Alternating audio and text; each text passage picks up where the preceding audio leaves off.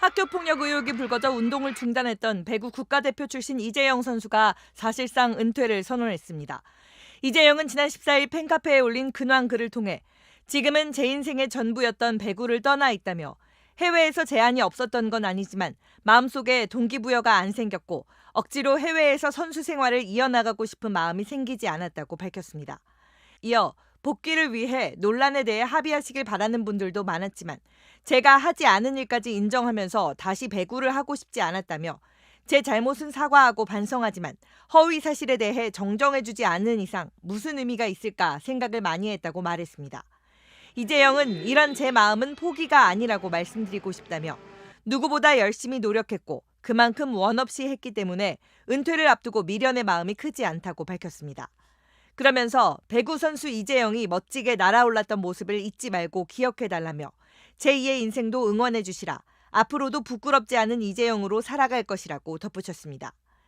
이재영은 또 너무 힘들고 괴로웠던 순간도 많이 있었다. 사실이 아님에도 누군가의 말 한마디로 온갖 질타를 받는 고통의 시간도 있었다고 말하기도 했는데 프로팀과 대표팀 선배였던 김연경 선수와의 갈등을 언급한 거란 해석도 나왔습니다.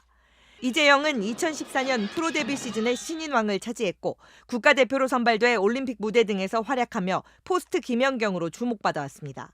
하지만 지난 2021년 학창시절 다른 선수들에게 폭언과 폭행, 흉기를 들이대며 협박했다는 의혹 등이 폭로되자 무기한 출전 금지 징계를 받고 사실상 국내 배구계에서 퇴출됐습니다. 이재영은 그리스로 떠나 선수 생활을 이어갔지만 2022년 이후 선수 생활을 하지 않았고 지난해에는 언론 인터뷰에서 학교 폭력을 저지른 적 없으며 합의금 1억 원을 요구받았다고 주장했습니다. 역시 학교 폭력 의혹으로 징계를 받은 뒤 국내를 떠나 프랑스 리그팀에서 뛰고 있는 이재영의 쌍둥이 동생 이다영 선수는 이 글을 자신의 SNS에 공유하기도 했습니다. 지난주 화요일 흥국생명은 프로배구연맹에 이재영, 이다영 쌍둥이 자매의 선수 등록 계획을 알렸습니다. 무기한 출전 정지 징계 불과 넉 달 만입니다. 그리고 사흘 뒤 피해자들은 경찰 조사를 받기 시작했습니다. 피해자 구성한다는 기사 봤을 때부터 어떤 생각이 제일 먼저 들었냐면 역시 얘네구나. 안 달라졌구나. 이거였어요. 이 사과문이 거짓이었구나. 자필 사과문은 물론 무릎을 꿇고라도 사과하고 싶다는 문자까지 직접 보냈던 쌍둥이 자매의 입장도 그때와는 완전히 달라졌습니다.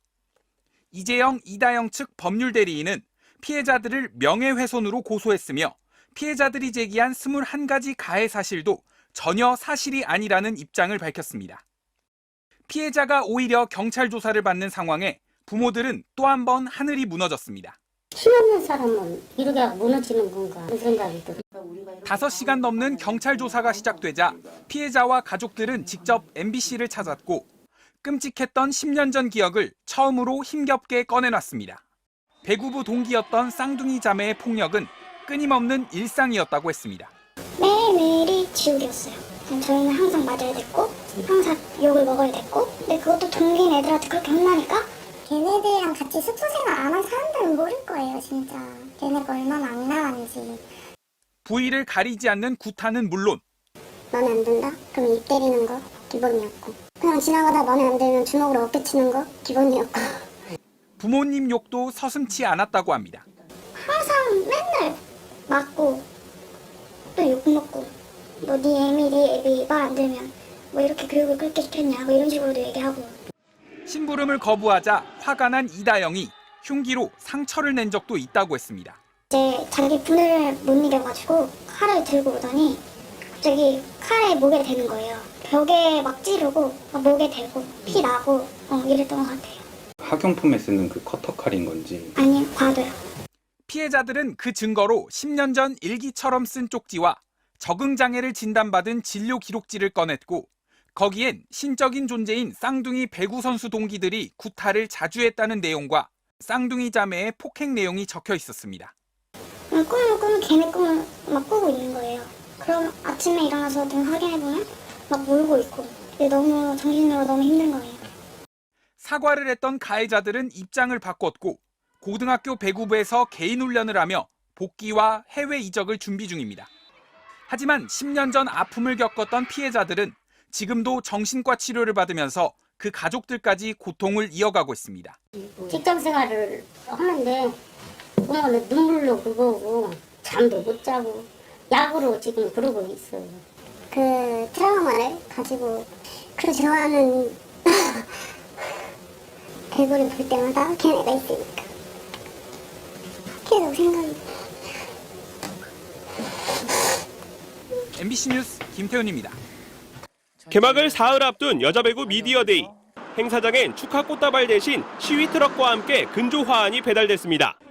학폭 논란으로 국내 무대를 떠났던 이재영과 페퍼저축은행 측이 한 달 전 2차례 만나 복귀 문제를 논의했다는 소식에 분노한 팬들이 행동에 나선 겁니다.